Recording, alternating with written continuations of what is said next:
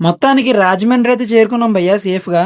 ఇంకా ఎగ్జామ్స్ రాసి ఇంటికి వచ్చేసాక నేనైతే ఆంధ్రాకైతే రెడీ అయిపోయాను బయలుదేరదామని. 1 month నుంచి కంటిన్యూస్ గా ఎగ్జామ్స్ రాసి కొంచెం రిలాక్సేషన్ కోసం అని చెప్పి మేము అందరం అయితే ఆంధ్ర వెళ్తున్నాం. అప్పుడు సిటీలో ఉండి అలా సంవత్సరానికి ఒక్కసారి ఆంధ్ర వస్తే భయ్య ఎంత బాగుంటుంది కదా. అదేంటో తెలీదు, ట్రైన్ లో ఎక్కడ కూర్చున్నా రాని సాటిస్ఫాక్షన్ డోర్ దగ్గర నుంచి అలా బయటికి తొంగి చూస్తుంటూ ఉంటుంది భయ్య. ఎప్పుడు ఆంధ్రాకి కార్ లోనో లేదా బస్ లోనో వెళ్లే వాళ్ళం, కానీ ట్రైన్ లో ఎక్స్పీరియన్స్ వేరే లెవెల్ ఉంటుంది అని చెప్తే వచ్చాం. ఇది వేరే లెవెల్ కాదు, నిజంగా చాలా బాగుంది. మాటల్లోనే గోదావరి కూడా వచ్చేసింది. అది గోదావరి పాత బ్రిడ్జ్ అనమాట.